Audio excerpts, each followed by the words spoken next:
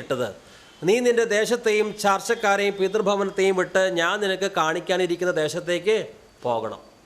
ഇത് ഒന്നാമത്തെ പരീക്ഷയാണ്. അത്ര നിസ്സാരമായ പരീക്ഷയല്ല. താൻ ജനിച്ചു വളർന്ന വീട്, അപ്പൻ, അമ്മ, ബന്ധുക്കൾ ഇവരെയൊക്കെ വിടണം. മാത്രമല്ല ഏത് സ്ഥലം മുൻകൂട്ടി കാണിച്ചു കൊടുത്തിട്ടില്ല. വിശ്വാസത്താൽ ഇറങ്ങിപ്പോകണം. പ്രിയമുള്ളവരെ, കർത്താവായ യേശുക്രിസ്തു എന്താണ് പറഞ്ഞത്? എന്നേക്കാൾ ഉപരിയായി മാതാവിനെയോ പിതാവിനെയോ സഹോദരങ്ങളെയോ വസ്തുവകകളെയോ പ്രിയപ്പെടുന്നവൻ എൻ്റെ ശിഷ്യനായിരിക്കുവാൻ യോഗ്യനല്ല. സാധാരണയായിട്ട് ഈ വ്യക്തിബന്ധങ്ങളെ ഉപേക്ഷിക്കുക, മറക്കുക അത്ര എളുപ്പമുള്ള കാര്യമല്ല. ദൈവത്തിൻ്റെ താല്പര്യങ്ങളും നമ്മുടെ ബന്ധുക്കളുടെയും മിത്രങ്ങളുടെയും താല്പര്യങ്ങളും പൊരുത്തപ്പെടുന്നില്ല എങ്കിൽ നാം ആരുടെ താല്പര്യത്തിന് വില കൊടുക്കും? ദൈവം പറയുന്നു ഇന്നത് ചെയ്യണം, നമ്മുടെ ബന്ധുക്കളും മിത്രങ്ങളും പറയുന്നു ഇന്നത് ചെയ്യാൻ പാടില്ല. നമ്മൾ ആരെ പ്രസാദിപ്പിക്കും? ക്രിസ്തു ശിഷ്യനാകണമെങ്കിൽ മനുഷ്യൻ്റെ താല്പര്യങ്ങളെക്കാളും കർത്താവിൻ്റെ താല്പര്യത്തിന് വില മതിച്ച് അത് നാം അനുസരിക്കണം. അല്ലാതെ നമുക്ക് ക്രിസ്തുവിന് ശിഷ്യനാകാൻ യോഗ്യതയില്ല. ഒന്നാമത്തെ പരിശോധനയിൽ തന്നെ ഇന്ന് പലരും തോൽക്കുകയാണ്. വിശ്വസിച്ച് സ്നാനം സ്വീകരിക്കുന്നവൻ രക്ഷിക്കപ്പെടും, വിശ്വസിക്കാത്തവൻ ശിക്ഷാവധിയിൽ അകപ്പെടും. ഭർത്താവിന് കാര്യം മനസ്സിലായി. ഭാര്യയോട് പറഞ്ഞു, ഞാൻ സ്നാനപ്പെടാൻ പോവുകയാണ്. ഭാര്യ പറഞ്ഞു, നിങ്ങൾ സ്നാനപ്പെട്ടാൽ അന്ന് എൻ്റെ ശവമായിരിക്കും. ഭർത്താവ് പറഞ്ഞു, ഞാൻ സ്നാനപ്പെടുകയില്ല. പള്ളിയിലച്ഛൻ പറഞ്ഞു, സ്നാനപ്പെടാൻ പാടില്ല, പാരമ്പര്യം വിടാൻ മനസ്സില്ല. എന്നാൽ അബ്രഹാം പരിശോധനയിൽ ജയിച്ചു. ഈ പരിശോധനയെ നമ്മുടെ സ്വന്തക്കാരെ, ബന്ധുക്കളെ, അവരെയാണോ പ്രസാദിപ്പിക്കുക അതോ കർത്താവിനെയാണോ പ്രസാദിപ്പിക്കുക? ഈ പരിശോധനയിൽ ജയിക്കാത്തവർക്ക് എങ്ങനെയാണ് ജീവൻ്റെ കിരീടം ലഭിക്കുക? യഹോവ അബ്രഹാമിനോട് അരുളി ചെയ്തത് എന്തെന്നാൽ, നീ നിന്റെ ദേശത്തെയും ചാർച്ചക്കാരെയും പിതൃഭവനത്തെയും വിട്ട് പുറപ്പെട്ട് ഞാൻ നിന്നെ കാണിക്കാനിരിക്കുന്ന ദേശത്തേക്ക് പോകുക. അബ്രഹാം, 10 ദിവസം എനിക്ക് സമയം തരണം, ഞാനൊന്ന് ആലോചിക്കട്ടെ, തീരുമാനമെടുക്കട്ടെ. ഒന്നും പറഞ്ഞില്ല. അവൻ ദൈവത്തെ അനുസരിച്ചു. ലൂക്കോസ് 14:26 എൻ്റെ അടുക്കൽ വരികയും അപ്പനെയും അമ്മയെയും ഭാര്യയെയും മക്കളെയും സഹോദരന്മാരെയും സഹോദരികളെയും സ്വന്തം ജീവനെയും കൂടെ പകയ്ക്കാതിരിക്കുകയും ചെയ്യുന്നവന് എൻ്റെ ശിഷ്യനായിരിക്കുവാൻ കഴിയുകയില്ല. യാക്കോബ് 1:12 വീണ്ടും വായിക്കുന്നു, പരീക്ഷ സഹിക്കുന്ന മനുഷ്യൻ ഭാഗ്യവാൻ, അവൻ കൊള്ളാകുന്നവനായി തെളിഞ്ഞ ശേഷം കർത്താവ് തന്നെ സ്നേഹിക്കുന്നവർക്ക് വാഗ്ദത്തം ചെയ്ത ജീവകിരീടം ലഭിക്കും. പരീക്ഷകളിൽ നാം ജയിച്ചാൽ വലിയ പ്രതിഫലം ലഭിക്കും. പരീക്ഷകളിൽ തോറ്റാലോ ഏറ്റവും വലിയ നഷ്ടവും. ദൈവം നമ്മെ പരീക്ഷിക്കുന്നത് നമ്മെ തോൽപ്പിക്കണം, ആ ഉദ്ദേശത്തിന് വേണ്ടിയല്ല. നാം ജയിക്കണം, അതാണ് ദൈവത്തിൻ്റെ ആഗ്രഹം. എങ്കിലാണ് അടുത്ത ആത്മീയ ക്ലാസ്സിലേക്ക് നമുക്ക് പ്രവേശനം ലഭിക്കുകയുള്ളൂ. ദൈവം ആരെയും നീ തോറ്റേ പറ്റൂ അങ്ങനെ ഒരു ടെസ്റ്റും നടത്തുകയില്ല. ജയിക്കാൻ വേണ്ടിയാണ് സകല ടെസ്റ്റും. പിന്നെ തോൽക്കുന്നതോ, നാം ദൈവത്തെക്കാൾ ഉപരി ലോകത്തെയും അതിലെ വസ്തുക്കളെയും വ്യക്തികളെയും സ്നേഹിക്കുന്നത് കൊണ്ടാണ് ഒരുവൻ പരീക്ഷയിൽ തോൽക്കുന്നത്. വിശ്വസിച്ച് സ്നാനം സ്വീകരിക്കുന്നവൻ രക്ഷിക്കപ്പെടും, വിശ്വസിക്കാത്തവൻ ശിക്ഷാവധിയിൽ അകപ്പെടും. അത് കർത്താവിൻ്റെ കൽപ്പനയാണ്. എന്നാൽ ഒരുവൻ വിചാരിക്കുകയാണ്, ഞാൻ ആ കൽപ്പന അനുസരിച്ചാൽ പള്ളി, നാട്, വീട് എന്നെ വെറുക്കും. ഇതുപോലെ എല്ലാ കൽപ്പനകളും അങ്ങനെ തന്നെയാണ്. മനുഷ്യൻ്റെ ഇഷ്ടം വേറെ, ദൈവത്തിൻ്റെ ഇഷ്ടം വേറെ. അപ്പോൾ ഈ രണ്ട് ഇഷ്ടങ്ങളും നമുക്ക് ഒരേ സമയത്ത് നിറവേറ്റാൻ പറ്റില്ല. ഒന്നുകിൽ കർത്താവിൻ്റെ ഇഷ്ടം. യഹോവ അബ്രഹാമിനോട് അരുളി ചെയ്തത് എന്തെന്നാൽ, നീ നിന്റെ ദേശത്തെയും ചാർച്ചക്കാരെയും പിതൃഭവനത്തെയും വിട്ട് പുറപ്പെട്ട് ഞാൻ നിന്നെ കാണിക്കാനിരിക്കുന്ന ദേശത്തേക്ക് പോകുക. അബ്രഹാം പറഞ്ഞ വാക്ക് അനുസരിച്ചില്ല എങ്കിൽ ദൈവം വേറെ വ്യക്തിയെ തിരഞ്ഞെടുക്കും. അപ്പോൾ പിന്നെ അബ്രഹാം വിശ്വാസികളുടെ പിതാവ് ആയിരിക്കേയില്ല. ഇതുപോലെ തന്നെ ദൈവം നമ്മോട് പറഞ്ഞ കാര്യങ്ങൾ നമുക്ക് അനുസരിക്കാതിരിക്കാൻ കഴിയും. പരീക്ഷയിൽ തോൽക്കുന്ന മനുഷ്യനാണ് ഏറ്റവും വലിയ നഷ്ടം അനുഭവിക്കുന്ന വ്യക്തി. കർത്താവിൻ്റെ കൽപ്പനയ്ക്ക് വിരോധമായി ബന്ധുക്കൾ, മിത്രങ്ങൾ, സഭ ഒക്കെ എഴുന്നേൽക്കുമ്പോൾ നാം കർത്താവ് പറഞ്ഞത് എന്തോ ചോദ്യം ചെയ്യാതെ അനുസരിക്കുകയാണ്. അങ്ങനെയുള്ളവരെയാണ് കർത്താവ് തൻ്റെ ശുശ്രൂഷയ്ക്ക് തിരഞ്ഞെടുക്കുന്നത്. പഴയ നിയമത്തിൽ ദൈവം 10 കൽപ്പനകൾ മോശയ്ക്ക് കൊടുത്തു. കൽപ്പനയുമായി മോശ ഇറങ്ങി വരുമ്പോൾ കാണുന്നത് വിഗ്രഹാരാധനയാണ്. ദൈവത്തിന് വലിയ പ്രകോപനം ഉണ്ടാക്കുന്നൊരു കാര്യം ചെയ്തുകൊണ്ടിരിക്കുകയാണ്. മോശയോട് പറഞ്ഞു, ഇവരെ വെട്ടിക്കളയണം, നശിപ്പിക്കണം.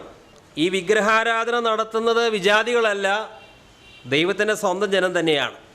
ഈ വിഗ്രഹാരാധന നടത്തുന്നവരെ നശിപ്പിക്കണമെന്ന് ദൈവം പറഞ്ഞപ്പോൾ 12 ഗോത്രങ്ങളിൽ ലേവ്യ ഗോത്രമാണ് ആദ്യം മുന്നോട്ട് വന്ന് വിഗ്രഹാരാധന നടത്തിയവരെ നശിപ്പിക്കുന്നത്. ആരാ വിഗ്രഹാരാധന നടത്തിയത്? ഈ ലേവ്യ ഗോത്രത്തിലെ തന്നെ ബന്ധുക്കളും മിത്രങ്ങളും മാതാവും പിതാവും ഒക്കെയാണ്. ദൈവകൽപ്പനയ്ക്ക് വിരോധമായിട്ട് അവർ നിന്നപ്പോൾ മാതാവെന്നോ പിതാവെന്നോ നോക്കാതെ കൊന്നുകളഞ്ഞു. അതുകൊണ്ടാണ് പിന്നീട് ഈ ലേവ്യ ഗോത്രത്തെ കർത്താവിൻ്റെ സേവ ചെയ്യുന്ന പുരോഹിതന്മാർ അതിൽ നിന്ന് ദൈവം തിരഞ്ഞെടുത്തത്. കാരണം അവരുടെ മാതാവെന്നോ പിതാവെന്നോ സഹോദരങ്ങളെന്നോ നോക്കാതെ അവർ ദൈവത്തെ അനുസരിച്ചു. ഇന്നും ഇങ്ങനെ തന്നെയാണ്. നമുക്കാരെയും കൊല്ലുവാൻ അനുവാദമില്ല. കാരണം സഹോദരനെ വെറുക്കുന്നവൻ കൊലപാതകിയാണ്, കൊലപാതകിയിൽ നിത്യജീവനില്ല. എന്നാൽ അതേ സമയം തന്നെ ദൈവത്തിൻ്റെ കൽപ്പനകൾക്ക് വിലങ്ങുതടിയായി മാതാവോ പിതാവോ സഹോദരങ്ങളോ സഭാ അധ്യക്ഷനോ ആരെങ്കിലും നിൽക്കുമ്പോൾ അവരുടെ താല്പര്യങ്ങൾക്കല്ല, ദൈവത്തിൻ്റെ താല്പര്യത്തിനാണ് നാം മുൻഗണന കൊടുക്കേണ്ടത്. അങ്ങനെയുള്ളവരെയാണ് ദൈവം തൻ്റെ ശുശ്രൂഷയ്ക്കായി വേർതിരിക്കുന്നത്. ഇന്ന് എല്ലാവരും ഇങ്ങനെയല്ലാത്തവരും വചനം ശുശ്രൂഷിക്കുന്നുണ്ട്. അവർക്ക് അവരുടെ മതവും അവരുടെ സഭയും അവരുടെ ബന്ധുമിത്രാദികളുമാണ് വലുത്. പക്ഷെ ദൈവം ആരെയാണ് തന്നെ സേവിക്കാനായി തിരഞ്ഞെടുക്കുന്നത്? ആവർത്തനം 33-9-10 വരെയുള്ള വാക്യങ്ങൾ. അവനെന്ന് പറയുന്നത് ലേവിയാണ്. അവൻ അപ്പനെയും അമ്മയെയും കുറിച്ച് ഞാൻ അവരെ കണ്ടില്ല എന്ന് പറഞ്ഞു. സഹോദരന്മാരെ അവൻ ആദരിച്ചില്ല, സ്വന്തം മക്കളെന്ന് ഓർത്തതുമില്ല. നിന്റെ വചനം അവർ പ്രമാണിച്ചു, നിന്റെ നിയമം കാത്തുകൊള്ളുകയും ചെയ്തു. അവർ യാക്കോബിന് നിന്റെ വിധികളും ഇസ്രായേലിന് ന്യായപ്രമാണം ഉപദേശിക്കും. അവർ നിന്റെ സന്നിധിയിൽ സുഗന്ധധൂപവും യാഗപീഠത്തിന്മേൽ സർവാംഗ ഹോമവും അർപ്പിക്കും. ദൈവത്തിൻ്റെ കൽപ്പനകൾക്ക് വിരോധമായി മനുഷ്യർ ശബ്ദമുയർത്തുമ്പോൾ അത് ചെയ്യരുതെന്ന് പറയുമ്പോൾ നമ്മളത് വിലവെക്കുന്നില്ല. കർത്താവിനെയാണ് അനുസരിക്കുക. ഇങ്ങനെയുള്ളവരാണ് കർത്താവിൻ്റെ പുരോഹിതന്മാർ. പുതിയ നിയമത്തിൽ പുരോഹിതന്മാരുണ്ടോ? നാം രാജകീയ പുരോഹിതന്മാരാണ്, വിശുദ്ധ വംശമാണ്, ദൈവത്തിൻ്റെ സ്വന്തം ജനമാണ്. പക്ഷേ അതാകണമെങ്കിൽ ഈ ഒരു വ്യവസ്ഥയുണ്ട്. സ്വന്തക്കാരുടെയും മിത്രങ്ങളുടെയും ബന്ധുക്കളുടെയും താല്പര്യങ്ങളെക്കാൾ ഉപരിയായി ദൈവം എന്തു പറഞ്ഞിരിക്കുന്നു അതനുസരിക്കണം. അങ്ങനെയുള്ളവരാണ് വചനം ശുശ്രൂഷിക്കേണ്ടത്. അങ്ങനെയുള്ളവരാണ് ജനത്തെ പ്രബോധിപ്പിക്കേണ്ടത്. അല്ലാതെ സ്വന്തം സമൂഹത്തെയും സമുദായത്തെയും നാടിനെയും വീടിനെയും പ്രസാദിപ്പിക്കുക, അങ്ങനെയുള്ളവരെ ദൈവം അംഗീകരിക്കുന്നില്ല. ലേവ്യ ഗോത്രത്തെ മാത്രം തിരഞ്ഞെടുക്കാനുള്ള കാരണം എന്താണ്?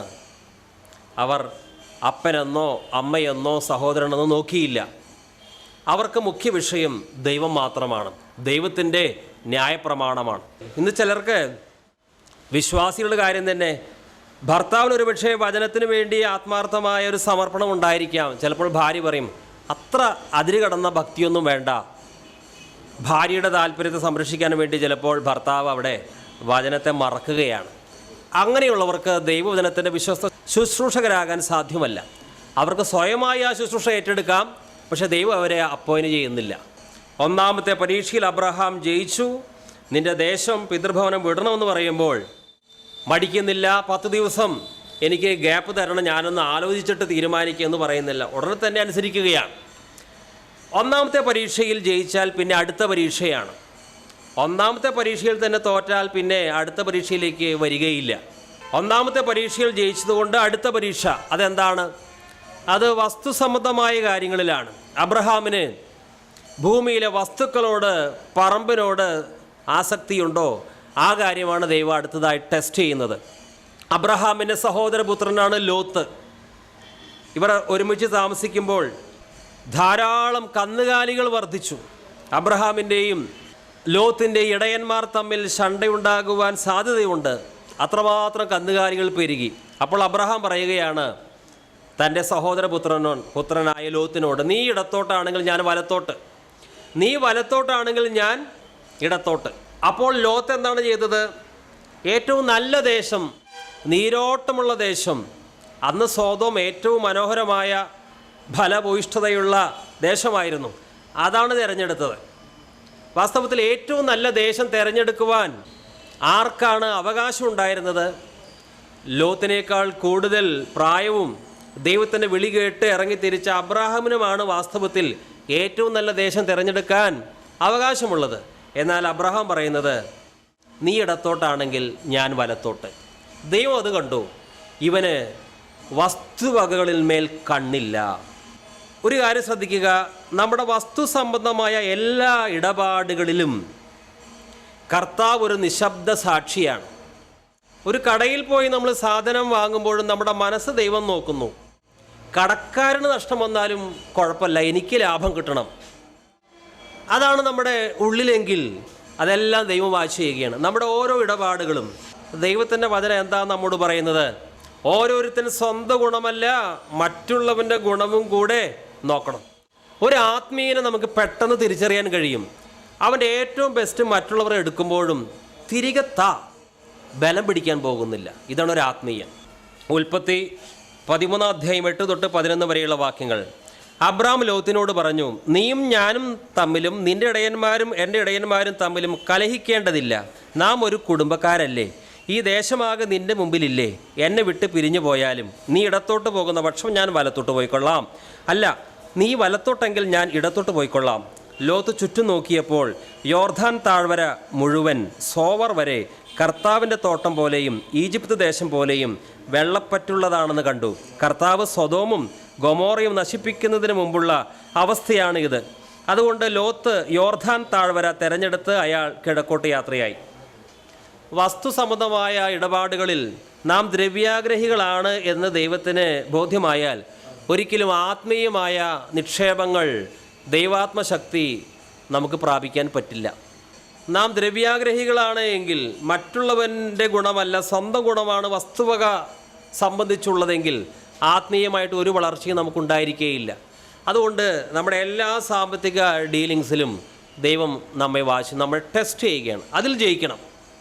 ഇനി നമ്മുടെ വസ്തു സംബന്ധമായ കാര്യങ്ങളിൽ നാം എങ്ങനെയാണ് ഇടപെടേണ്ടത് കർത്താവ് വ്യക്തമായി കൽപ്പന തന്നിട്ടുണ്ട്. ലൂക്കോസ് 6 അധ്യായം 30 വാക്യം. നിന്നോട് ചോദിക്കുന്ന ഏവനും കൊടുക്കുക, നിനക്കുള്ളത് എടുത്തു കളയുന്നവനോട് മടക്കി ചോദിക്കരുത്. ലൂക്കോസ് 14:33. നിങ്ങളിൽ ആരെങ്കിലും തനിക്കുള്ളതൊക്കെയും വിട്ടുപിരിയുന്നില്ല എങ്കിൽ അവന് എൻ്റെ ശിഷ്യനായിരിക്കുവാൻ കഴിയുകയില്ല. മത്തായി 5 അധ്യായം 40 തൊട്ട് 42 വരെയുള്ള വാക്യങ്ങൾ. നിന്നോട് വ്യവഹരിച്ച് നിന്റെ വസ്ത്രം എടുക്കുവാൻ ഇച്ഛിക്കുന്നവന് നിന്റെ പുതപ്പും വിട്ടുകൊടുക്കുക. ഒരുത്തൻ നിന്നെ ഒരു നാഴിക വഴി പോകുവാൻ നിർബന്ധിച്ചാൽ 2 അവനോടുകൂടെ പോകുക. നിന്നോട് യാചിക്കുന്നവന് കൊടുക്കുക, വായ്പ വാങ്ങാൻ ഇച്ഛിക്കുന്നവനെ ഒഴിഞ്ഞു കളയരുത്. വളരെ വ്യക്തമായ വചനനിർദ്ദേശങ്ങളാണ്. ഇവ നാം പാലിക്കുന്നുണ്ടോ എന്ന് കർത്താവ് നമ്മെ ടെസ്റ്റ് ചെയ്യുകയാണ്. ഇതനുസരിച്ചാൽ നമുക്ക് ആ ടെസ്റ്റിൽ ജയം കിട്ടും, അനുസരിക്കുന്നില്ല എങ്കിൽ നമുക്ക് തോൽവി. പരീക്ഷകൾ നമ്മൾ പാസ്സാകും തോറും തുടർന്ന് വരുന്ന പരീക്ഷകൾ ഒന്നുകൂടി കട്ടിയുള്ളതായിരിക്കും. ആദ്യത്തെ 2 പരീക്ഷകളിലും അബ്രഹാം തോറ്റിരുന്നുവെങ്കിൽ 3ാമത്തെ പരീക്ഷ അബ്രഹാമിന് നേരിടേണ്ട ആവശ്യം ഉണ്ടാകുമായിരുന്നില്ല. ആദ്യത്തെ 2 പരീക്ഷ തന്നെ ജയിച്ചു വരട്ടെ, അതിനുശേഷമാണ് 3ാമത്തെ പരീക്ഷ. 3ാമത്തെ പരീക്ഷ ഏറ്റവും തീവ്രതയുള്ളതാണ്. നീ സ്നേഹിക്കുന്ന നിൻ്റെ ഏകജാതനായ ഇസ്ഹാക്കിനെ തന്നെ യാഗം അർപ്പിക്കണം. ഉൽപ്പത്തി 22 അധ്യായം 1 തൊട്ട് 2 വരെയുള്ള വാക്യങ്ങൾ. അതിൻ്റെ ശേഷം ദൈവം അബ്രഹാമിനെ പരീക്ഷിച്ചത് എങ്ങനെയെന്നാൽ, അബ്രഹാമേ എന്ന് വിളിച്ചതിന് ഞാൻ ഇതാ എന്ന് അവൻ പറഞ്ഞു. അപ്പോൾ അവൻ, നിന്റെ മകനെ, നീ സ്നേഹിക്കുന്ന നിന്റെ ഏകജാതനായ ഇസ്ഹാക്കിനെ തന്നെ കൂട്ടിക്കൊണ്ട് മോരിയ ദേശത്ത് ചെന്ന് അവിടെ ഞാൻ നിന്നോട് കൽപ്പിക്കുന്ന ഒരു മലയിൽ അവനെ ഹോമയാഗം കഴിക്കുക എന്നരുളി ചെയ്തു. ദൈവം തന്നെയാണ് വാർദ്ധക്യത്തിൽ അത്ഭുതകരമായി ഒരു കുഞ്ഞിനെ, ഇസ്ഹാക്കിനെ അബ്രാഹാമിന് ദൈവമാണ് നൽകുന്നത്. ദൈവം തന്നെ നൽകിയ ഈ വിലയേറിയ ദാനത്തെ ഇപ്പോൾ ദൈവം യാഗമാക്കുവാൻ ആവശ്യപ്പെടുകയാണ്. എന്തുകൊണ്ടാണത്? എല്ലാ ടെസ്റ്റിൻ്റെയും പരീക്ഷയുടെ അടിസ്ഥാനം എന്ന് പറയുന്നത് നാം ദൈവത്തെയാണോ കൂടുതൽ സ്നേഹിക്കുക അതോ ദൈവം തന്ന ദാനത്തെയാണോ എന്നുള്ളതാണ്. നിന്റെ ദൈവമായ കർത്താവിനെ നീ പൂർണ്ണ ഹൃദയത്തോടും പൂർണ്ണ മനസ്സോടും സർവ്വശക്തിയോടും കൂടെ സ്നേഹിക്കണം. അബ്രഹാത്തിന് വാർദ്ധക്യത്തിലുണ്ടായ ദൈവം തന്ന ആ കുഞ്ഞിനെ വളരെ താല്പര്യമുണ്ട്, സ്നേഹമുണ്ട്. പക്ഷെ ദൈവം പറയുന്നത്, അബ്രഹാമേ, നിനക്കും എനിക്കും ഇടയിൽ ഒരു ഇസ്ഹാക്ക് പാടില്ല, നീ അതിനെ യാഗർപ്പിക്കണം. ഏറ്റവും വലിയ പരീക്ഷ ഏതാണ്? ദൈവം തന്നെ തന്ന ഒരു ദാനത്തെ നാം സ്വാഭാവികമായിട്ട് ഇഷ്ടപ്പെടും. ദൈവത്തിൽ നിന്ന് പ്രാർത്ഥിച്ച് നേടിയ ഒരു കാര്യം അത് നമുക്ക് ഏറ്റവും താല്പര്യമുള്ള സ്നേഹമുള്ളതായിരിക്കും. കാരണം എന്താണ്? ദൈവം തന്നെയാണ് തന്നത്. എന്നാൽ ദൈവം തന്നെ തന്ന ആ ദാനത്തിന് നമ്മുടെ ഹൃദയത്തിൽ ഇടം കിട്ടി ദൈവവും നമ്മളും തമ്മിലുള്ള സ്നേഹബന്ധത്തിന് വിഘാതം സൃഷ്ടിക്കുവാൻ ആ ദൈവത്തിൻ്റെ തന്നെ ദാനത്തിന് കഴിയും. ഇതാണ് ഏറ്റവും വലിയ ടെസ്റ്റ് എന്ന് പറയുന്നത്. നമ്മുടെ ഹൃദയത്തിലുള്ള ഇസഹാക്കുമാരെ യാഗർപ്പിക്കണം. ഈ ഇസഹാക്കിനെ യാഗർപ്പിക്കാനായിട്ട് പറയുമ്പോൾ അബ്രഹാം ഒന്നും പറയുന്നില്ല. ഒരു 10 ദിവസം കഴിയട്ടെ, എൻ്റെ ഭാര്യയോട് ചോദിക്കട്ടെ, ഞാനൊരു തീരുമാനം അറിയിക്കാം. നോ, നീ സ്നേഹിക്കുന്ന നിൻ്റെ മകനെ യാഗമാക്കണമെന്ന് പറയുമ്പോൾ ഉടനെ തന്നെ അനുസരിക്കുകയാണ്. മാത്രമല്ല, ഈ ഇസ്ഹാക്കിനെ യാഗമാക്കുവാനായിട്ട് അബ്രഹാം തീരുമാനിക്കുന്നത് നാട്ടുകാരുടെ പ്രശസ്തിയോ ഇതിൻ്റെ പേരിൽ ഒരു ഭക്തൻ എന്നുള്ള സർട്ടിഫിക്കറ്റിന് വേണ്ടിയോ അല്ല. ഞാൻ എൻ്റെ മകനെ യാഗമാക്കുവാൻ പോവുകയാണ്, കാരണം എൻ്റെ മകനേക്കാളും കൂടുതലായി ഞാൻ ദൈവത്തെയാണ് സ്നേഹിക്കുന്നത്. അതുകൊണ്ട് നിങ്ങളെല്ലാവരും മോറിയ മലയിലേക്ക് വരണം. ഒരു കൺവെൻഷൻ നോട്ടീസ് എല്ലാവർക്കും കൊടുക്കുന്നില്ല. ഞാനിതാ ദൈവത്തെ സ്നേഹിച്ച് ഏറ്റവും വലിയൊരു ത്യാഗം ചെയ്യാൻ പോവുകയാണ്, നിങ്ങളൊക്കെ ഇതിന് സാക്ഷ്യം വഹിക്കണം. ഇങ്ങനെ നാട്ടുകാരെ അറിയിക്കുവാനോ നാട്ടുകാരുടെ മുന്നിൽ സൽപ്പേര് ഭക്തൻ എന്ന രീതിയിൽ ലഭിക്കാനോ അല്ല അബ്രഹാം തീരുമാനിച്ചത്. ഒരുപക്ഷെ സാറയോട് പോലും പറയാതെ ഇസ്ഹാക്കുമായി മുന്നോട്ട് നീങ്ങുകയാണ്. ഒരു ദൈവഭക്തനെ സംബന്ധിച്ച് അവൻ മറ്റാരുടെയും അംഗീകാരത്തിനായിട്ടല്ല, അവനും ദൈവവുമായിട്ടുള്ള ആ വ്യക്തിപരമായ ബന്ധമാണ്. അതാണ് അബ്രഹാമിനുണ്ടായിരുന്നത്. യഹോവേ, ഞാൻ ഈ ഭൂമിയിൽ മറ്റെല്ലാവരേക്കാളും അധികമായി, നീ തന്ന ഇസ്ഹാക്കിനേക്കാളും അധികമായി ഞാൻ നിന്നെ തന്നെയാണ് സ്നേഹിക്കുന്നത് എന്ന് അബ്രഹാമിന് പറയണമെങ്കിൽ അബ്രഹാമിന് ഇസ്ഹാക്കിനെ യാഗമാക്കിയേ പറ്റൂ. ആസാഫ് എന്താണ് പറഞ്ഞത്? സ്വർഗത്തിൽ എനിക്ക് ആരുള്ളൂ, ഭൂമിയിൽ നിന്നെ അല്ലാതെ ഞാൻ മറ്റൊന്നും ആഗ്രഹിക്കുന്നില്ല. നമ്മുടെ ഹൃദയത്തിലും ഭൂമിയിലുള്ള വസ്തുക്കളെ, വ്യക്തികളെ ആഗ്രഹിക്കാനായിട്ട് തുടങ്ങുമ്പോൾ ദൈവം ടെസ്റ്റ് ചെയ്യും, നീ ആരെയാണ് കൂടുതൽ സ്നേഹിക്കുന്നത്. ഈ മാനുഷിക സ്നേഹബന്ധങ്ങൾക്കൊക്കെ വല്ലാത്തൊരു പ്രതിസന്ധി സൃഷ്ടിക്കാൻ കഴിയും. ഭാര്യയെ സ്നേഹിക്കണം, അപ്പനെ സ്നേഹിക്കണം, അമ്മയെ സ്നേഹിക്കണം ഒക്കെ ദൈവദിനത്തിൽ കൽപ്പനയുണ്ട്. പക്ഷേ അതിൻ്റെ പരിമിതികളൊക്കെ വിട്ട് സ്നേഹിക്കുമ്പോൾ പിന്നെ ദൈവത്തെയല്ല, ഭാര്യ, ഭർത്താവ്, മക്കൾ ഇങ്ങനെയുള്ളവർക്കൊക്കെ ഹൃദയത്തിൽ സ്ഥാനം കിട്ടുകയാണ്. പിന്നെ ദൈവത്തോടുള്ള സ്നേഹം കുറഞ്ഞു വരികയാണ്. അതിൻ്റെ അർത്ഥം അവരെയൊക്കെ ഉപേക്ഷിക്കണമെന്നല്ല. ഹൃദയത്തിൽ യാതൊരു വ്യക്തിക്കും ഇടം കിട്ടാൻ പാടില്ല. നിന്റെ ദൈവമായ കർത്താവിനെ നീ പൂർണ്ണ ഹൃദയത്തോടും പൂർണ്ണ മനസ്സോടും സർവ്വശക്തിയോടും കൂടെ സ്നേഹിക്കണം. ദൈവത്തെ പൂർണ്ണ ഹൃദയത്തോടെ സ്നേഹിക്കുമ്പോൾ മാത്രമാണ് നേരത്തെ പറഞ്ഞ ഭാര്യ, മക്കൾ, മാതാപിതാക്കൾ, അവരെ സ്വാർത്ഥതയില്ലാതെ നമുക്ക് സ്നേഹിക്കാൻ കഴിയുന്നത്. വ്യക്തികൾക്ക് ഹൃദയത്തിൽ ഇടം കിട്ടിയിട്ടുണ്ടെങ്കിൽ നമ്മുടെ വ്യക്തിബന്ധങ്ങളൊന്നും ദൈവം ആഗ്രഹിക്കുന്ന രീതിയിൽ നല്ല രീതിയിൽ മുന്നോട്ട് പോവുകയില്ല. ഹൃദയത്തിൽ ഒരു വ്യക്തിക്കും വസ്തുവിനും സ്ഥാനം കിട്ടാതെ 100% ദൈവത്തിന് മാത്രം സ്ഥാനം. ആസാഫ് പറഞ്ഞതുപോലെ നമുക്ക് പറയാൻ കഴിയുമോ? സ്വർഗത്തിൽ എനിക്കാരുള്ളൂ, ഭൂമിയിൽ നിന്നെയല്ലാതെ ഞാൻ മറ്റൊന്നും ആഗ്രഹിക്കുന്നില്ല. അങ്ങനെ ഒരു പ്രസ്താവന നമുക്ക് നടത്തണമെങ്കിൽ ഒരുപക്ഷെ ഇനി എത്ര വർഷം കാത്തിരിക്കണം. എന്നാൽ അബ്രഹാം പറയുകയാണ്, ഈ ഭൂമിയിൽ ദൈവമേ നിന്നെയല്ലാതെ മറ്റൊന്നും ഞാൻ ആഗ്രഹിക്കുന്നില്ല. ഈ ഇസ്ഹാക്കിനെ ഞാൻ ബലിയർപ്പിക്കാൻ പോവുകയാണ്. നമ്മോടും ഇസ്ഹാക്കുമാരെ ബലിയർപ്പിക്കാൻ ദൈവം ആവശ്യപ്പെടുന്നുണ്ട്, നമ്മൾ കൊടുക്കുന്നില്ല. അപ്പോൾ ചിലപ്പോൾ ദൈവം നമ്മളിൽ നിന്ന് നമ്മുടെ ഹൃദയവുമായി പറ്റിച്ചേർന്നിരിക്കുന്ന ഇസ്ഹാക്കുമാരെ വലിച്ചെടുത്ത് ദൈവം തന്നെ ബലിയർപ്പിച്ചു എന്ന് വരും. പക്ഷേ പരീക്ഷ നമ്മൾ തോൽക്കുകയാണ് ചെയ്യുന്നത്. ദൈവം നമ്മോട് ആവശ്യപ്പെടുകയാണ്, നിൻ്റെ ഇസ്ഹാക്കിനെ നീ യാഗം അർപ്പിക്കണം. തരില്ല നമ്മൾ പറയുകയാണ്. ദൈവത്തിന് നിർബന്ധമായി വലിച്ചെടുത്ത് അതിനെ യാഗമാക്കാൻ കഴിയും. ഇന്ന് പലരിലും അങ്ങനെയാണ് സംഭവിച്ചുകൊണ്ടിരിക്കുന്നത്. പക്ഷേ അവർ പരീക്ഷയിൽ തോൽക്കുക ചെയ്യുന്നത്.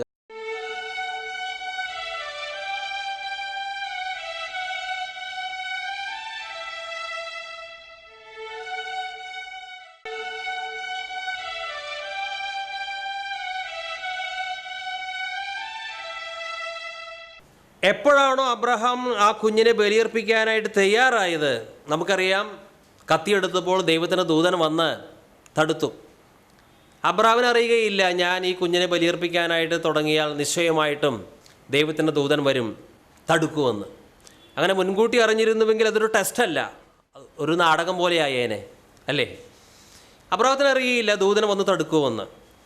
100% ഈ കുഞ്ഞിനെ ബലിയർപ്പിക്കും എന്നുള്ളതിൽ അബ്രഹാം ദൃഢ നിശ്ചയത്തിലാണെന്ന് ബോധ്യം വന്നപ്പോഴാണ് ദൈവം ബാലൻ്റെ മേൽ കൈവയ്ക്കരുത് എന്ന് സംസാരിക്കുന്നത്.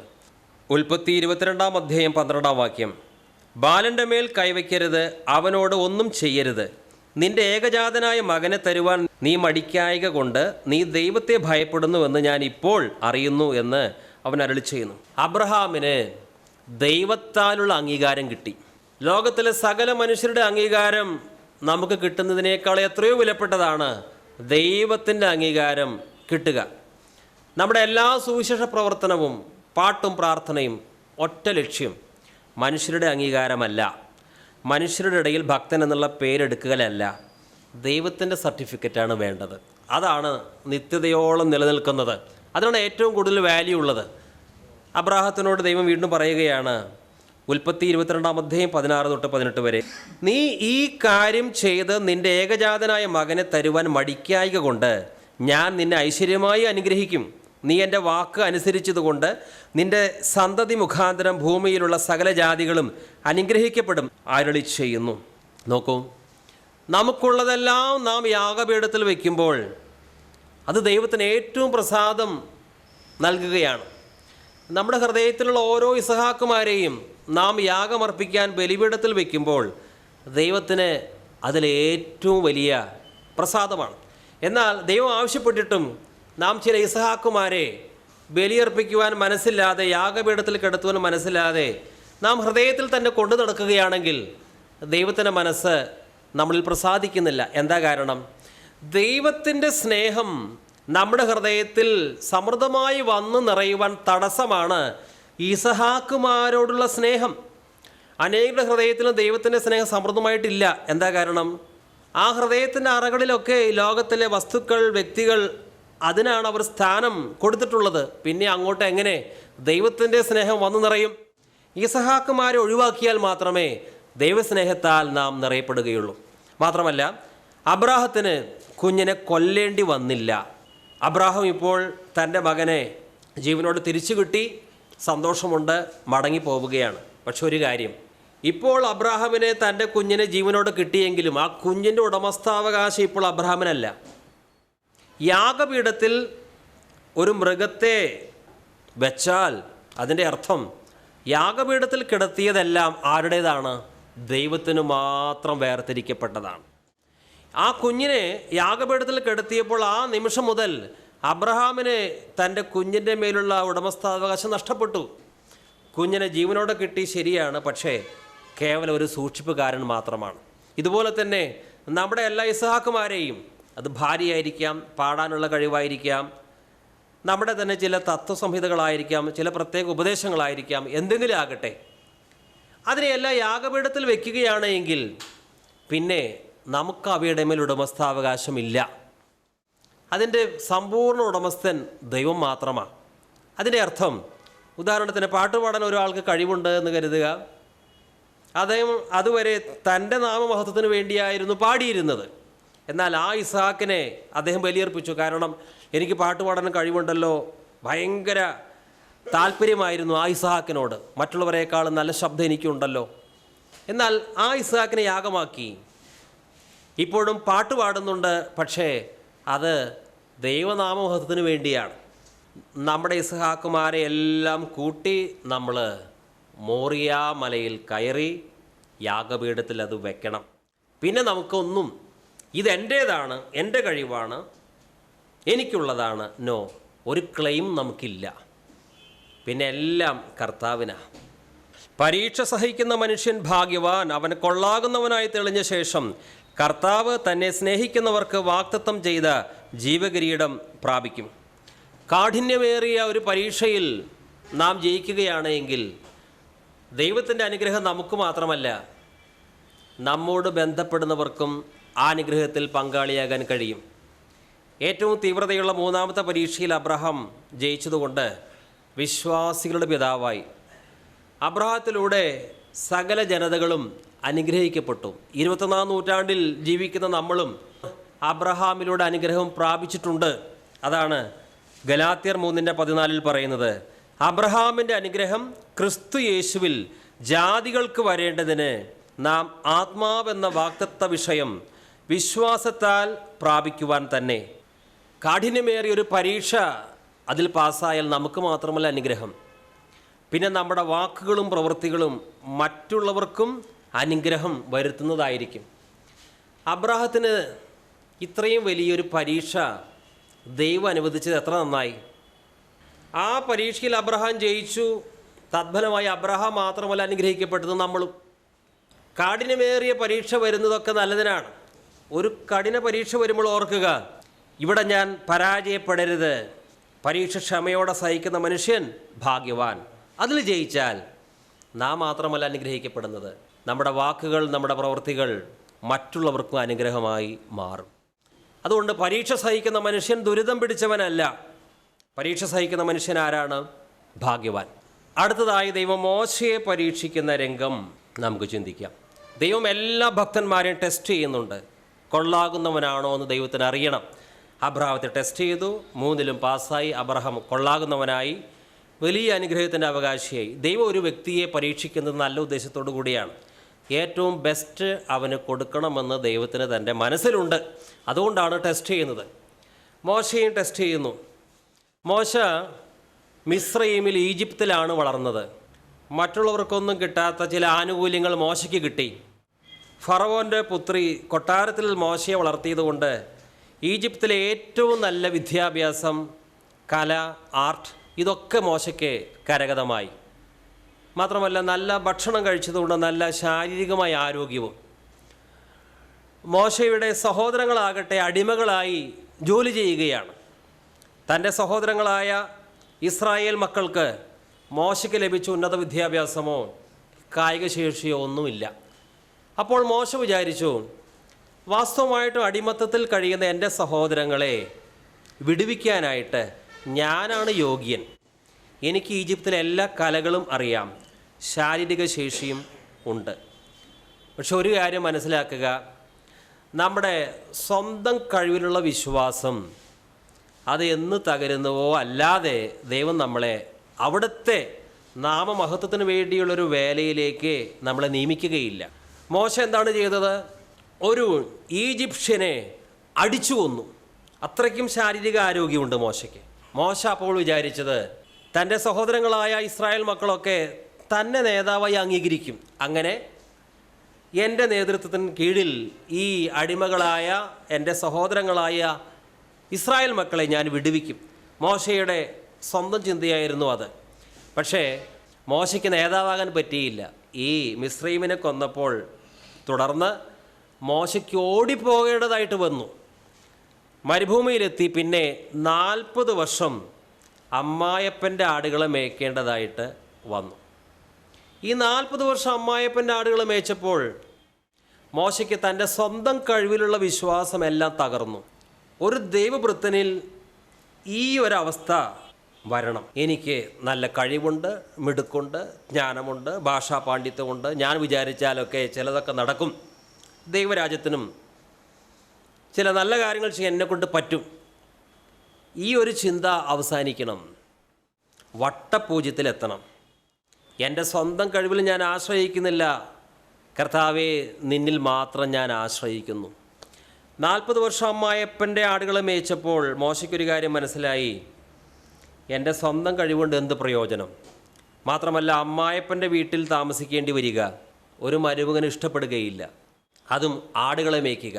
40 വർഷം കഴിഞ്ഞപ്പോൾ മോശയ്ക്ക് നേതാവാകുവാൻ ആഗ്രഹമില്ല. ഇപ്പോഴാണ് മോശയെ ഇസ്രായേൽ മക്കളെ വിടുവിക്കുവാൻ നിയമിക്കേണ്ട സമയമായിരിക്കുന്നത്. ഇതാ മോശ ഏറ്റവും അടിത്തട്ടിലെത്തിയിരിക്കുകയാണ്. ദൈവത്തിന് മനസ്സിലായി. ദൈവം പറയുകയാണ്, മുൾപ്പടർപ്പിൽ മോശയ്ക്ക് പ്രത്യക്ഷപ്പെട്ടു, മോശെ നീ പോകണം, ഇസ്രായേൽ മക്കളെ വിടുവിക്കുവാൻ ഞാനാണ് നിന്നെ കണ്ടിരിക്കുന്നത്. അപ്പോൾ മോശ പറയുന്നത്, എന്നെ അയക്കരുത്, വേറെ ആരെയെങ്കിലും അയച്ചാൽ മതി. പണ്ട് മോശയുടെ ചിന്ത എന്തായിരുന്നു? ഞാനാണ് യോഗ്യൻ ഇവരെ വിടുവിക്കുവാൻ. എന്നാൽ ഇപ്പോൾ പറയുന്നത് എന്നെ അയക്കരുത്. ഇപ്പോൾ നേതാവാകുവാനുള്ള യാതൊരാഗ്രഹവും ഹൃദയത്തിലില്ല. ഇതാണൊരു ടെസ്റ്റ്. നമുക്ക് പല താലന്തുകളും ജന്മന കിട്ടിയിട്ടുണ്ടായിരിക്കാം. അതിലൊക്കെയുള്ള ആശ്രയവും അഭിമാനവും തകരുന്നത് വരെ ദൈവം കാത്തിരിക്കും. അപ്പസ്തോല പ്രവർത്തനങ്ങൾ 7:22. മോശ മിസ്രയീമ്യരുടെ സകല ജ്ഞാനവും അഭ്യസിച്ച് വാക്കിലും പ്രവൃത്തിയിലും സമർത്ഥനായി തീർന്നു. അതുകൊണ്ട് മോശ ഇങ്ങനെയാണ് കരുതുന്നത്. അതേ അധ്യായം 7:25 ദൈവം താൻ മുഖാന്തരം രക്ഷ നൽകുമെന്ന് സഹോദരന്മാർ ഗ്രഹിക്കും എന്ന് അവൻ നിരൂപിച്ചു. അത് മോശ നിരൂപിച്ചതാണ്. എങ്കിലും അവർ ഗ്രഹിച്ചില്ല. ഇതിൽ നിന്ന് നമ്മൾ പഠിക്കുന്ന പാഠം എന്താണ്?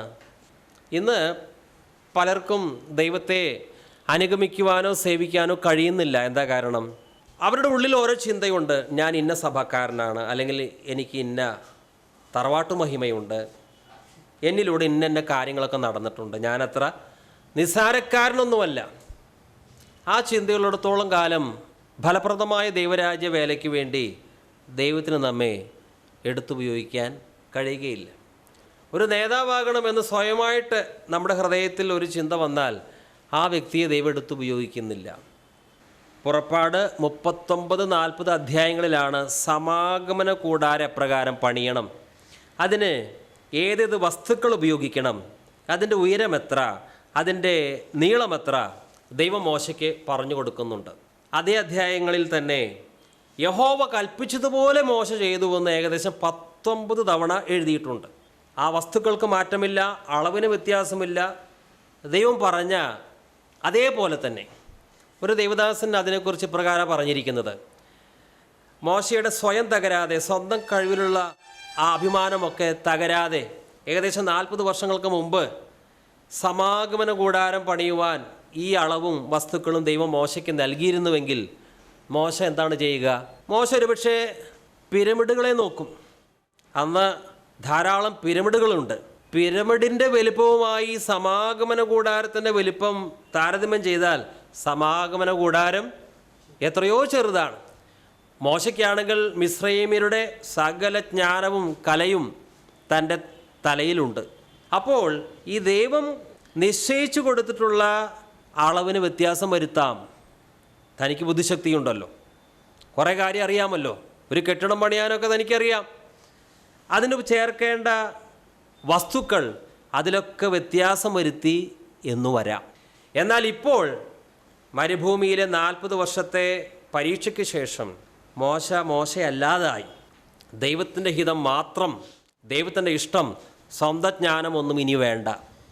ആ ഒരു അവസരത്തിൽ അങ്ങനെ ഒരു തകർച്ചയിലേക്ക് മോശ വന്നപ്പോൾ എന്താ സംഭവിച്ചത്? യഹോവ കൽപ്പിച്ചതുപോലെ.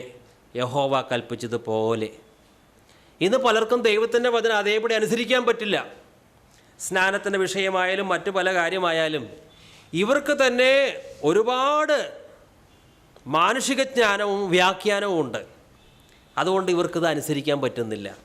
എന്നാൽ ഒരു വ്യക്തിയെ എല്ലാ മേഖലയിലും ദൈവം തകർക്കുമ്പോഴാണ് അവൻ പിന്നെ മാനുഷിക യുക്തിയിലോ ശക്തിയിലോ ഒന്നും ആശ്രയിക്കുകയില്ല. എൻ്റെ കർത്താവ് പറയുകയാണ്, നീ ഒരു വലിയ കല്ല് നിൻ്റെ തലയിൽ വെച്ച് റോട്ടിലൂടെ നടക്കണം. മാനുഷിക ശക്തിയിലും യുക്തിയിലും ബുദ്ധിയിലും ഒക്കെ ആശ്രയിക്കുന്നൊരു വ്യക്തിയാണെങ്കിൽ ഇത് തികച്ചും ഭോഷത്വമാണ് എന്ന് പറഞ്ഞത് ചെയ്യുകയില്ല. എന്നാൽ മോശയെപ്പോലെ എല്ലാ മേഖലയിലും നമ്മൾ തകർന്ന ഒരു വ്യക്തിയാണെങ്കിൽ, അതായത് സ്വന്തം കഴിവിൽ ആശ്രയിക്കാത്ത, ബുദ്ധിശക്തിയിൽ ആശ്രയിക്കാത്തൊരു വ്യക്തിയാണെങ്കിൽ, എന്നേക്കാളും വലിയ ജ്ഞാനം ദൈവത്തിനുണ്ട്, അതുകൊണ്ട് ഞാനിതനുസരിക്കും. ഇങ്ങനെയുള്ളവരെയാണ് ദൈവത്തിന് വേണ്ടത്.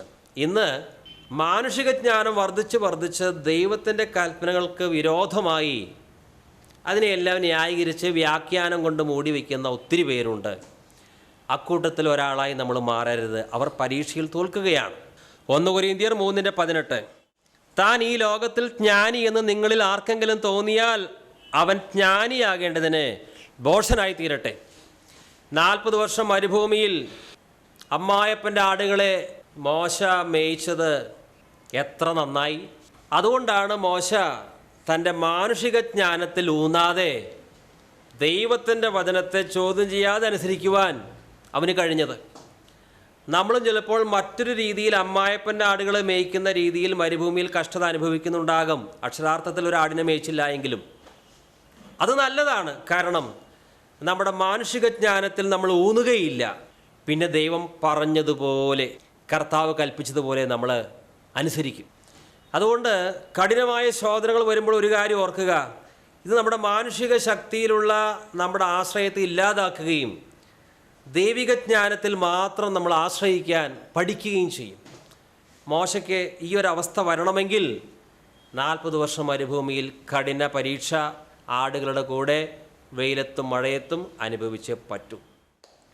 രണ്ടാമതായി ദൈവം മോശയെ പരീക്ഷിക്കുന്നത് മറ്റൊരു മേഖലയിലാണ്. മോശ സ്വാർത്ഥം അന്വേഷിക്കുന്ന വ്യക്തിയാണോ? മോശയുടെ കൂടെയുള്ള ജനങ്ങൾ മത്സരിക്കുന്നവരും പിറുപിറുപ്പുകാരുമാണ്. എന്നാൽ മോശ മത്സരിക്കുന്നവനല്ല, ദൈവത്തെ 100% അനുസരിക്കുന്നവനാണ്.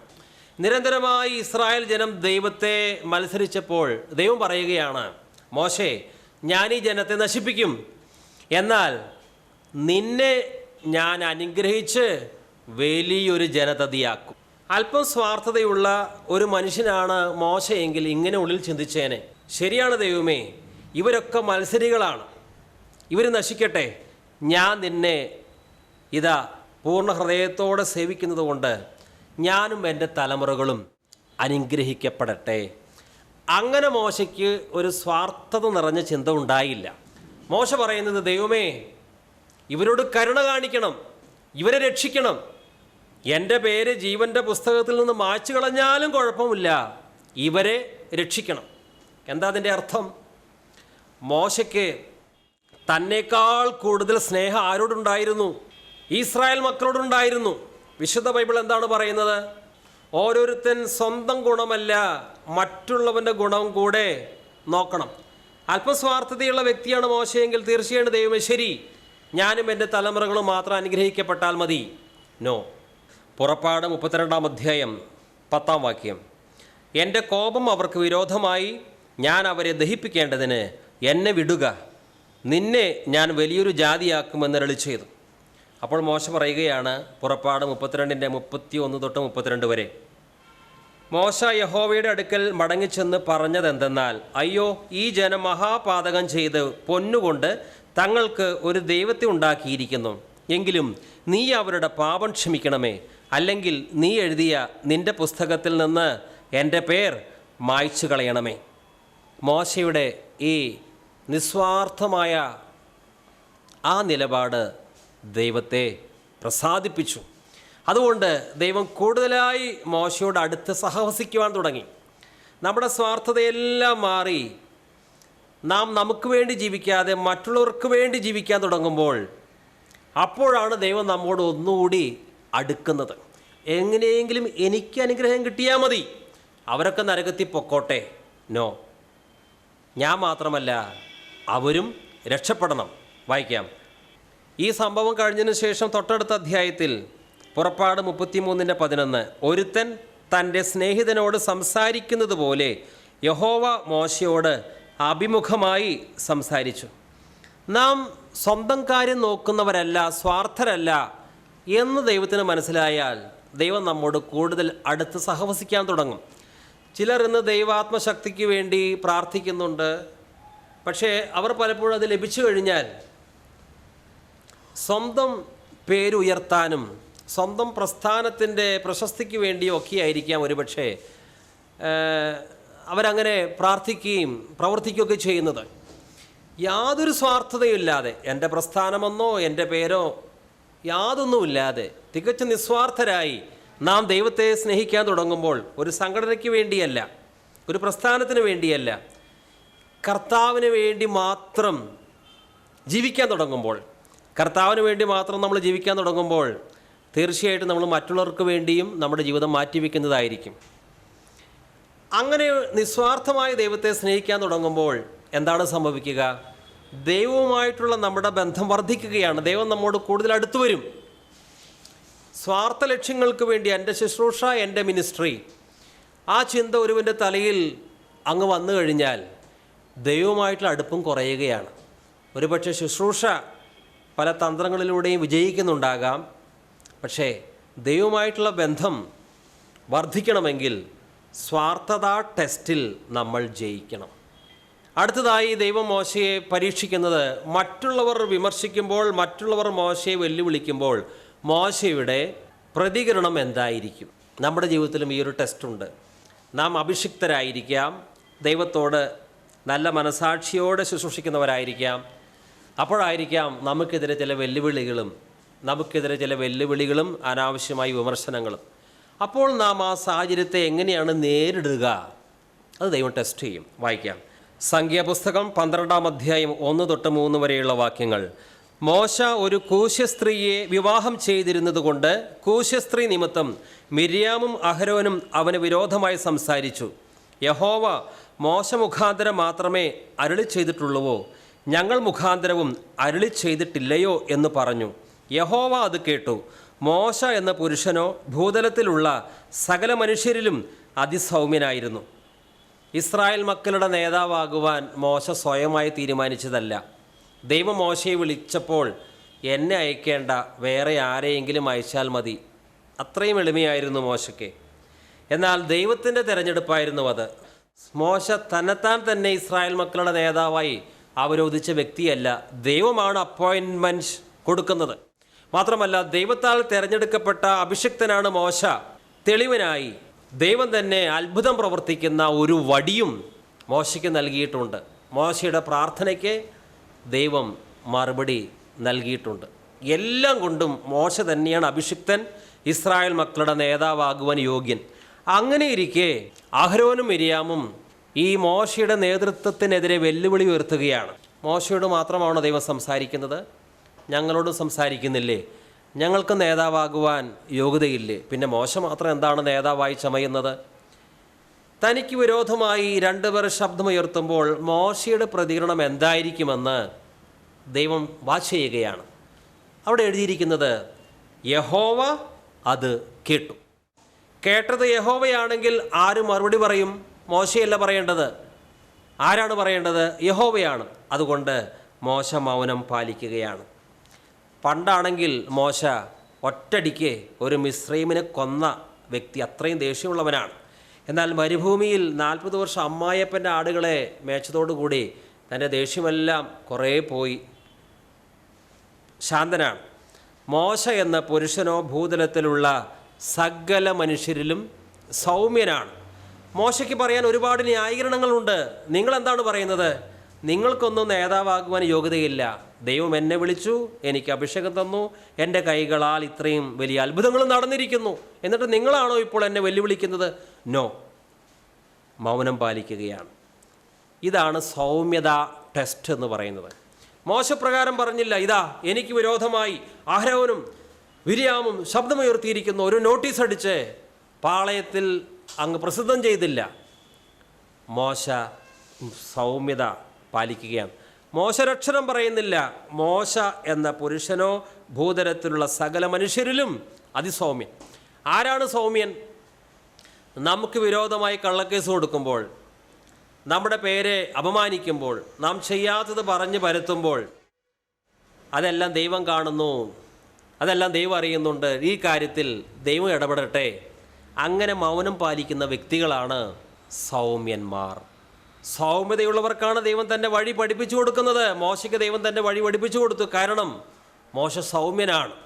ഈ സൗമ്യത ടെസ്റ്റിൽ ഒരുപക്ഷെ ഭൂരിപക്ഷം പേരും തോൽക്കുകയാണ്. കാരണം സ്വന്തം ഭാഗത്തെ ന്യായീകരിക്കുവാൻ, ഞാൻ തെറ്റ് ചെയ്തിട്ടില്ല, നിങ്ങൾ പറയുന്നത് ശരിയല്ല എന്ന് പറഞ്ഞ് ശബ്ദമുയർത്താനുള്ള പ്രവണത ഒരുവിധം എല്ലാ മനുഷ്യർക്കും ഉണ്ട്. യഹോവ അത് കേട്ടു. അതുകൊണ്ട് മോശ മൗനം പാലിക്കുകയാണ്. പ്രിയമുള്ളവരെ, നമ്മൾ ഒരു അഭിഷിക്തനാണ് എങ്കിൽ, ദൈവത്താൽ നിയമിതനായ വ്യക്തിയാണ് നമ്മളെങ്കിൽ, നമുക്കെതിരെ ആരെങ്കിലും എന്തെങ്കിലും പറഞ്ഞാൽ അതിൽ സത്യം ഉണ്ടാകരുത്. അന്യായമായി എന്തെങ്കിലും പറഞ്ഞാൽ അത് കേൾക്കുന്നത് കർത്താവാണ്. അതിന് മറുപടി കർത്താവ് പറയും. അതുകൊണ്ട് നാം അതിന് പ്രതികരിക്കാൻ പാടില്ല. ഇതാണ് കർത്താവായ യേശുക്രിസ്തു ചെയ്തത്. ധാരാളം ആരോപണങ്ങൾ.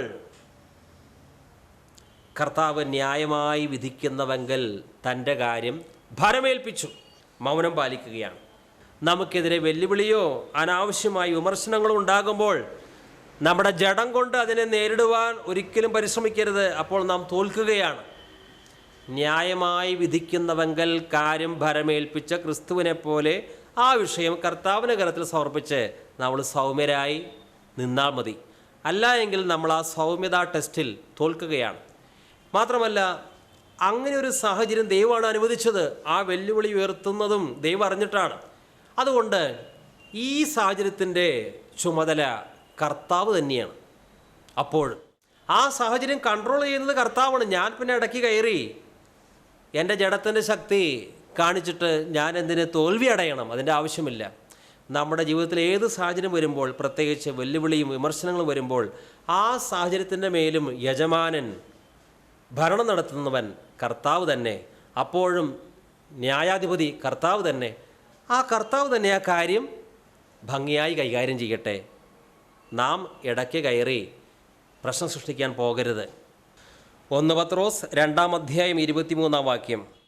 കർത്താവായ യേശു ക്രിസ്തുവിൻ്റെ സ്വഭാവമാണ് ഇവിടെ വിവരിച്ചിരിക്കുന്നത്. തന്നെ ശകാരിച്ചിട്ട് പകരം ശകാരിക്കാതെയും കഷ്ടം അനുഭവിച്ചിട്ട് ഭീഷണം പറയാതെയും ന്യായമായി വിധിക്കുന്നവങ്കൽ കാര്യം ഭരമേൽപ്പിക്കുകയത്രേ ചെയ്തത്. നാം ദൈവത്തിൽ നിന്ന് കൂടുതൽ കൂടുതൽ ആത്മീയ അനുഗ്രഹങ്ങൾ പ്രാപിച്ചിട്ടുണ്ട് എങ്കിൽ കൂടുതൽ ദൈവം നമ്മിൽ നിന്ന് പ്രതീക്ഷിക്കുന്നു. ഒരു സാധാരണ വിശ്വാസിയിൽ നിന്ന് പ്രതീക്ഷിക്കുന്നതിനേക്കാളും കൂടുതൽ ഒരു ദൈവദാസനിൽ നിന്ന്, വചനപ്രബോധകനിൽ നിന്ന് ദൈവം പ്രതീക്ഷിക്കുന്നുണ്ട്. 5 താലന്ത് ലഭിച്ചവനിൽ നിന്ന് പ്രതീക്ഷിക്കുന്നതിനേക്കാളും കൂടുതൽ 10 താലന്ത് കിട്ടിയവനിൽ നിന്ന് ദൈവം പ്രതീക്ഷിക്കുന്നുണ്ട്. അതുകൊണ്ട് മറ്റുള്ളവർക്കൊക്കെ അതാകാം, എന്തുകൊണ്ട് എനിക്കതായിക്കൂടാ, അങ്ങനെ ചിന്തിക്കരുത്. മറ്റുള്ളവർക്ക് ലഭിച്ചതിനേക്കാൾ കൂടുതൽ ആത്മീയ കൃപ, ദൈവത്തോട് അടുത്ത ബന്ധം, വചനം നമുക്ക് ലഭിച്ചിട്ടുണ്ടെങ്കിൽ മറ്റുള്ളവർ ചെയ്യുന്നത് പോലെ നമുക്കത് ചെയ്യാൻ അനുവാദമില്ല. കൂടുതൽ ലഭിച്ചവനിൽ നിന്ന് കൂടുതൽ പ്രതീക്ഷിക്കുന്നു. ഇസ്രായേൽ മക്കൾ മത്സരികളാണ്. പക്ഷേ മോശയ്ക്കുണ്ടായ ആത്മീയ അനുഭവങ്ങൾ ഇസ്രായേൽ ജനത്തിനുണ്ടായിട്ടില്ല. മോശ ദൈവത്തെ അടുത്തറിഞ്ഞതുപോലെ ഇസ്രായേൽ മക്കൾ ഒരിക്കലും ദൈവത്തെ അടുത്തറിഞ്ഞിട്ടില്ല. 40 രാവും 40 പകലും മോശയും ദൈവവും മാത്രം സഹവസിച്ചു. ഇസ്രായേൽ മക്കൾക്ക് അങ്ങനെ ഒരു അടുത്ത ബന്ധം കിട്ടിയിട്ടില്ല. അതുകൊണ്ട് കനാൻ ദേശം ഇസ്രായേൽ മക്കൾക്ക് തിരസ്കരിക്കുന്നതിന് മുമ്പായി 10 തവണ ദൈവം അവസരം കൊടുക്കുന്നുണ്ട്. 10 തവണ അവർ മത്സരിച്ചു. എന്നിട്ടാണ് കനാൻ അവർക്ക് തടയുന്നത്. 10 അവസരങ്ങൾ അവർക്ക് കിട്ടി. എന്നാൽ മോശ ഒരിക്കൽ മാത്രമാണ് ആ മെരീബ ജലത്തിങ്കൽ അനുസരണക്കേട് കാണിക്കുന്നത്.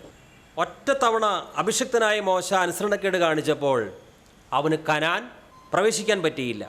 എന്താ നമ്മളിൽ നിന്ന് പഠിക്കുന്നത്? കൂടുതൽ പരിശുദ്ധാത്മശക്തിയും വചനവും എല്ലാം നേടുന്നത് നല്ല കാര്യമാണ്.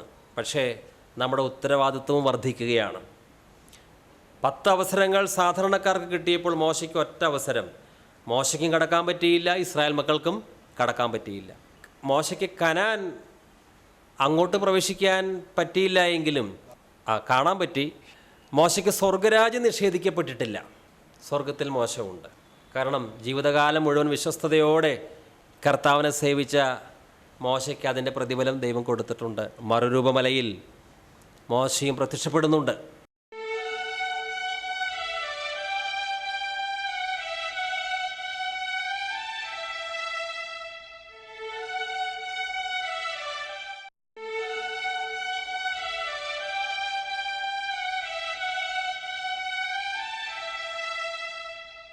സംഖ്യാപുസ്തകം